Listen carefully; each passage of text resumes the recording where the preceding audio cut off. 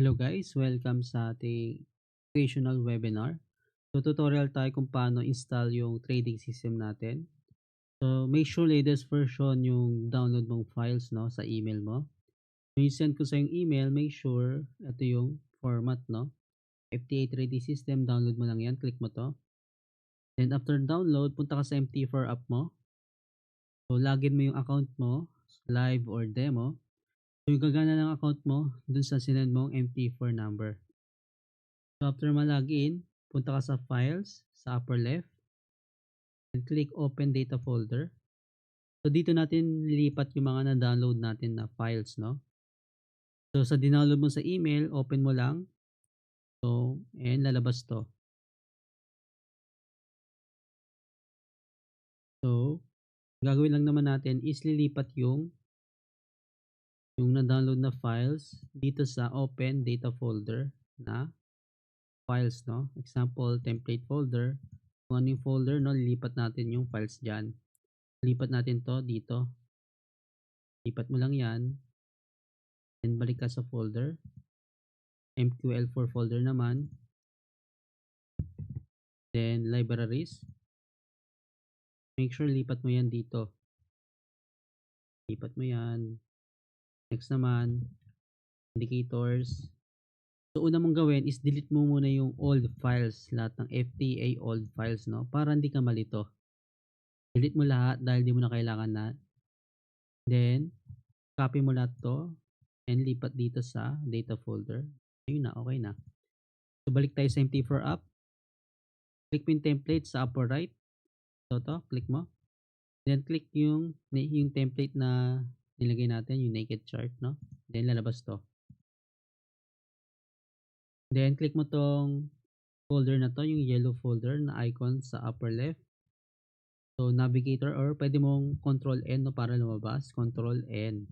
Sa keyboard mo, i-press mo lang yung control plus N. Lalabas na yan. Dito sa indicators, no? If walang lumalabas, right click mo lang, then click refresh para lumabas yung mga nilagay mong files. So kailangan mo i-refresh yan. Then after lumabas, automatic lalabas na yung mga nilagay natin license key. Paano mapunta yung license key? Ito, copy nyo lang tong sinend kong license key sa email mo. Copy mo lang yan. So ito yung sa akin. Then punta tayo dito. So lagyan muna natin ng currency pair. Currency pair guys, lagyan natin license key dito sa input tab, no? Paste mo lang yung license key dito. Then yung font size pwede natin iba yan, depende sa resolution or sa screen size nyo. So pwede mo palitan yung font size, itong F size sa indicator, sa input settings, no? Pwede mo siyang lakihan or liitan, no? Since okay na yung sa akin, pwede na yan. Next naman, candle timer. Makita mo yung timer ng bawat candle, no? So 34 minutes. Depende kung anong time frame ka.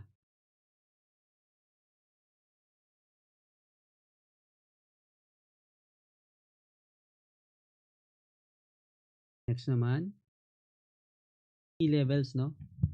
Sa key levels, ito naman yung mga key levels na binabantayan natin. Ano yung bias natin, no? Then pwede natin yung kung ilang key levels na ilalagay natin sa chart. Pwedeng 4 lang or show all 8 lines, no? Depende sa preference nyo. Kung gusto nyo lang is 4 lang na key levels, pwede naman. So make sure lagay mo yung license key then click OK. Inalabas yung mga key levels dyan. Next naman, market sentiment. Same lang rin. Ito yung currency pips natin, no? So, new version ito. So, pwede mo i-customize yung settings niya, yung font size, no? Pero, recommend ko is, stay kayo sa default na settings, no? Then, dito sa offset Y, pwede mo ibahin yung position ng currency pips or market sentiment. Pwede mo siya pindutin, no? Yung market sentiment, nakita mo sa lower left para magpakita yung currency pips, no, or yung market sentiment. Then pwede mo palitan yung currency, ano, Japanese yen, USD. Then pwede mo click yung history toggle dito, click mo lang para makita yung previous strength and weakness ng currency. Pwede mo siya click ulit para i-hide yung display. Pwede mo rin i-click yung market sentiment para i-hide lahat. Pwede mo, may option ka na i-hide yung mga currency pips or mga display na nakikita mo.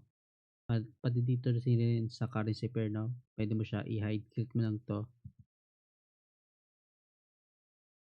So next naman, market session. Lagyan lang natin to. Ito naman yung interval, no, sa market.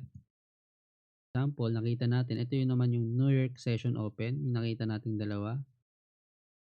Then yung manipis naman na interval, ito naman yung Asian market open. Kadalasan between this interval or market open, dun kadalasan may volume yung market, no. Kadalasan dito ang trade, no, kung nasan yung market session, no. Then lagay natin tong price action, yung higher time frame candle naman to. Nakakatulong to kapag scalp tayo. Then nakikita natin yung higher time frame candle formation, no.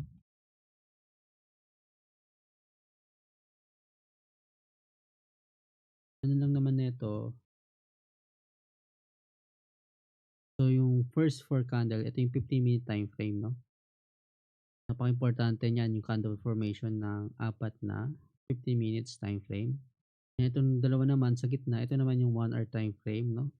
Then yung sa dulo naman, ito naman yung daily time frame. So kahit nasa lower time frame ka, nakikita mo yung structure or yung candle formation sa higher time frame candle.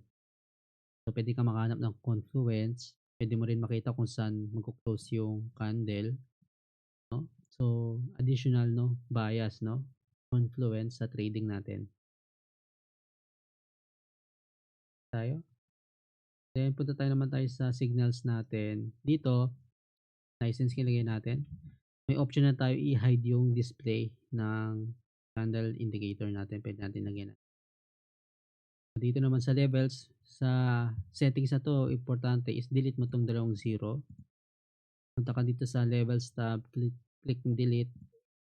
Then sa style naman, pwede mo siyang palitan na silver or dim gray.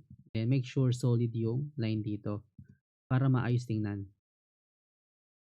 Yan. Pwede mo siya i-drag down, drag up.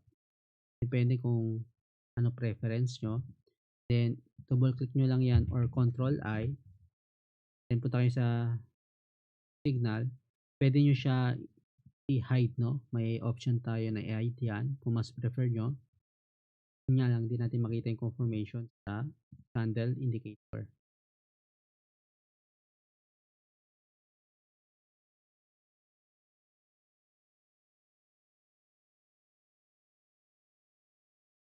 So pwede mo siya i-hide, nakita natin.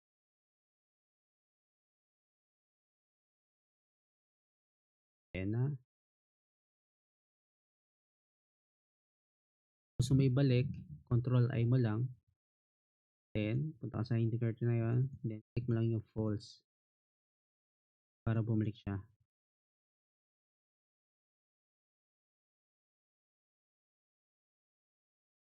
Naman ay itong dalawang bagong tools na kailangan natin idagdag, no? Ito naman yung time frame. So make sure sa common tab, always naka-check tong allow DLL imports, no? Hindi yan gagana if di yan naka-check. Check nyo lang yan. Lagyan ng license key. So may hotkey tayo dito, 1, 2, 3, 4. Then ito yung corresponding time frame, no? Pwede tayo mag-switch ang time frame by ipindutin mo lang yung hotkey, no? So gagana lang siya sa 1, 2, 3, 4. Hindi mo siya pwede i-evade. Naka-default lang siya. Then location ng time frame and yung currency kung anong market. nasa upper left siya, pwede mo siya i-bend, depende sa preference nyo. Ayan. Tingnan natin, di ko pipindutin yung time frame sa taas ha. Keyword pipindutin natin, no? Automatic siya. Hanggang 1 minute, 5 minutes, 50 minutes, 30 minutes time frame. So, apat lang na time frame yung pwede. Ipupunta ka sa H1, kailangan mo pindutin sa taas. Ayan. Punta tayo, no? So, kaya ginawa ko, dinagdag ko sa system natin para mas madali pag-switch ng time frame, no? Hindi mo na kailangan pindutin sa taas. So, para mas madali yung trading natin. Nakita natin dito. Then, last naman, ito yung reset. Make sure check mo rin tong allow DLL imports.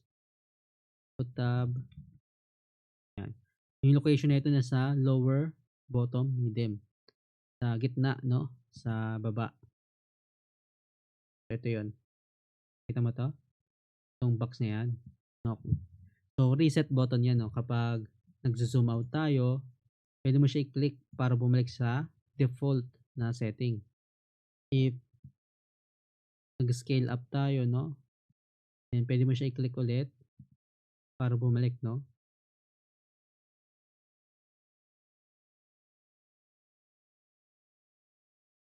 Yung settings niya, makikita mo dito. Example, zoom out tayo ng isang beses. Then, natin yung chart, no? Yun lang to para bumalik sa dati.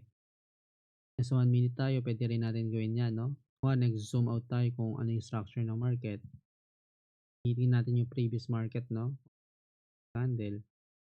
Click lang natin to, babalik siya sa default, no? Para mas madali. Kapag trade tayo, tingnan, zoom out. Then sa upper right, click nyo lang to. If gusto nyo talaga tingnan yung previous market, no? So click nyo lang tong shift N, yung kulay red. Yung sa taas sa upper right, click nyo lang to. Then pwede nyo balikan yung previous market, no? Example, nasa 5 minutes tayo. Pwede natin balikan yung past market. Ano nangyari? No? Then, click nyo lang ulit to para bumalik sa dati, sa latest chart, no? So, yung default settings talaga niyan is dapat naka-on yung dalawa na yan, no? Para if magpapalit ka ng time frame, babalik siya sa pinaka-latest sa price, no? So, ayun yung additional settings, no? Gawin natin, after natin ma-save lahat, punta ka lang sa daily time frame para maayos yung pag ano ng time frame ng data. Then, click save template. Then, punta kayo sa license. Then, click save. Yan, naka-save na. Or pwede rin mo gawin tong profile, next profile sa upper left. So, click mo lang tong icon na to. Then, pwede mo siyang save profile. Kaya natin FT. Para if mag-open tayo ng new market, click mo lang yung template. Template. Ayan, babalik tayo dito.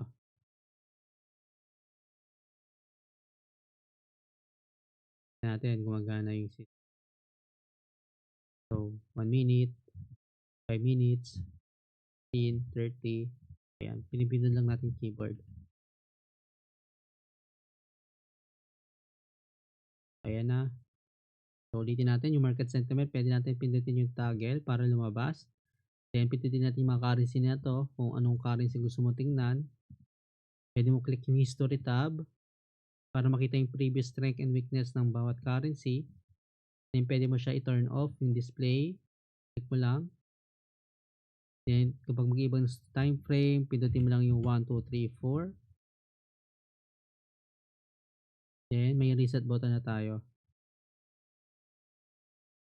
Make sure save template. So, ayun lang sa tutorial natin sa trading system. Sana maintindihan nyo yung system natin, no? Aralin yung fundamental course natin, yung mga tinuturo natin. So, mag-base pa rin tayo sa fundamentals, market sentiment, no? Yung trading system natin is purely based on trading edge and technicals, no? So, adapt pa rin tayo sa real world events 'no, sa market. So ayun lang sa tutorial na 'to.